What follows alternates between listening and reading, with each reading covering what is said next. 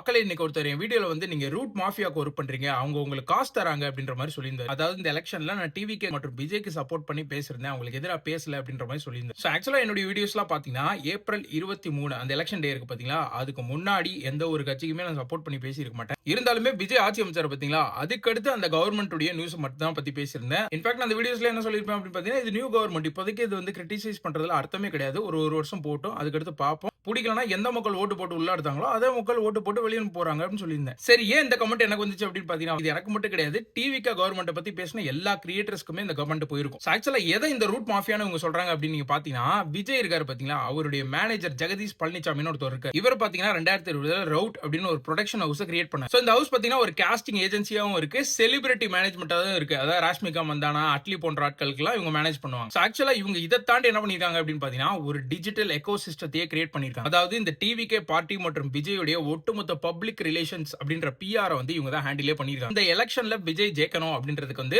பேக்ரவுண்ட்ல டிஜிட்டலா என்னென்ன ஒர்க் பண்ண முடியுமோ எல்லாத்தையுமே அவங்க பண்ணிருக்காங்க. அதாவது விஜய் அவருடைய ஃபாலோவர்ஸ்ல வந்து எந்த டெமோகிராபிக்ஸ்ல இருக்காங்க, அவங்க எல்லாம் எப்படி போய் ரீச் பண்ணலாம், விஜய்க்கு எதிராக எப்படி கிரிட்டிசிசம் வரவிடாம இருக்கிறது, எப்படி வந்து இது எல்லாத்தையுமே வந்து அவங்களுடைய அட்வான்டேஜ் கொண்டு வரதுன்னு அவங்க வேலை பார்த்திருக்காங்க. இன்னொரு நேம் இருக்கு, இது வந்து பொலிட்டிக்கல் ஸ்ட்ராட்டஜிஸ்ட் அப்படின்னு சொல்லுவாங்க. சோ இவங்க பாத்தீங்கன்னா நிறைய டிஜிட்டல் கிரியேட்டர்ஸ் ஹையர் பண்ணி டிவிகே கவர்மெண்ட்டுக்கு சப்போர்ட்டா பேச வச்சிருக்காங்க, மக்கள்கிட்ட கொண்டு போய் சேர வச்சிருக்காங்கன்ற மாதிரி ஒரு குற்றச்சாட்டு இருக்கு. மேலும் நிறைய வாட்ஸ்அப் குரூப் கிரியேட் பண்ணி மீம்ஸ் கிரியேட் பண்ணி எந்த இடத்துல எதை பேசணும் எல்லாமே சொல்லி இருந்திருக்காங்க. சோ இது ஆக்சுவலா நீங்க எப்படி பிக்சரைஸ் பண்ணலாம் அப்படின்னு பாத்தீங்கன்னா, எல்கேஜின்னு ஒரு படம் இருக்கு தெரியுமா? அதுல வந்து ஆர்ஜே பாலாஜி போய் ஒரு இடத்துல கவுன்சிலர் நிக்க போவேன், எனக்கு நீங்க ஹெல்ப் பண்ணுங்க அப்படின்னு சொல்லி கேட்பாரு பிரியா ஆனந்த். அவங்க நீங்க ஜெயிக்கிறதுக்கு நாங்க ஹெல்ப் பண்றோம் அப்படின்னு சொல்றாங்க பாத்தீங்களா? அதுதான் இந்த வேலை. சோ கிரிட்டிசிசத்தை எப்படி நீங்க ஹேண்டில் பண்ணணும், என்ன கலர் ட்ரெஸ் போடணும், எப்படி பேசணும், எப்படி ரீச் ஆகணும் எல்லாத்தையுமே இவங்க தான் டிசைட் பண்ணுவாங்க. இந்த ரவுட் அப்படின்றது வந்து ஏன் மாஃபியான்னு சொல்றாங்கன்னா, இவங்க எல்லாரும் சேர்ந்து ரொம்ப அக்ரெசிவா ஒர்க் பண்ணி விஜய் ஜெயிக்க வச்சிருக்காங்க அப்படின்னு. அதாவது டிஜிட்டல் ஸ்கிரீன்ஸ் மூலமாக குழந்தைகள்ட்ட ரீச் பண்ணி அவங்களுடைய பேரண்ட்ஸையும் ஓட்டு போட வச்சிருக்காங்க அப்படின்னு சொல்றாங்க. ஆனா ஆக்சுவலா எனக்கு என்ன ஆச்சரியமா இருக்கு அப்படின்னு பாத்தீங்கன்னா, இந்த விஷயம் இப்பதான் இவங்களுக்கு தெரிய வருதா அப்படின்னு.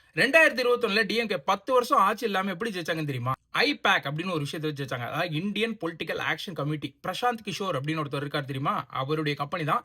இவங்க தான் இந்த மொத்த போல் ஸ்ட்ராட்டஜி, டிஜிட்டல் ஸ்ட்ராட்டஜி எல்லாம் பண்ணது. அதுக்கடுத்து அவர் ஒரு கட்சி ஆரம்பிச்சு போயிட்டார் அப்படின்ற காரணத்தினால இந்த வருடம் டிஎம்கே பென் அப்படின்னு ஒரு கம்பெனியை ஹையர் பண்றாங்க. அதாவது பாப்புலஸ் எம்பவர்மெண்ட் நெட்வொர்க். இவங்க ஆக்சுவலா அந்த அளவுக்கு வேலை பார்க்கல போல, அதனால தான் டிஎம்கே தோத்து போச்சு. ஆக்சுவலா இந்த விஷயத்தை எல்லாரும் பேசுறது வந்து எனக்கு ஆச்சரியமா இருக்கு. ஏன்னா இது வந்து ரொம்ப நாளாவே இருக்கு. இஸ்ரேல் பாலஸ்தீன் வார், யுஎஸ்ஏ ஈரான் வார் எல்லாத்துலயுமே இந்த மாதிரி பின்னாடி ஒரு குரூப் இயங்கிட்டு இருக்கு. இதை பத்தி நான் ஆல்ரெடி வீடியோல பேசியிருக்கேன். அது பேரு பாட் ஃபார்மிங் அப்படின்னு சொல்லுவாங்க. எங்கேயோ ஒரு இடத்துல வந்து நிறைய போன்ஸ் கனெக்ட் ஆயிருக்கும், அங்க இருந்து நிறைய அக்கௌண்ட்ஸ் கிரியேட் பண்ணி அவங்களுடைய அஜெண்டா புஷ் பண்றது. சோ ஒரு சாதாரண பொதுமக்களா உங்க போன்ல நீங்க என்ன பார்க்கணும், என்னத்தை வந்து உங்களுக்கு ரீச் ஆகணும் எல்லாத்தையுமே இந்த மாதிரி குரூப்ஸ் தான் டிசைடே பண்ணும். So coming back to the real question, நான் ரூட் மாஃபியாக்கு ஒர்க் பண்ணேனா அப்படின்னு பாத்தீங்கன்னா சான்ஸே இல்லைங்க. இந்நேரம் அவங்களுக்கு ஒர்க் பண்ணி இந்த நாய் என்னுடைய ஃபாலோவர்ஸ் எங்கேயோ ஏறிட்டு போயிருக்கும், 10 படத்துல நடிச்சிருப்பேன்.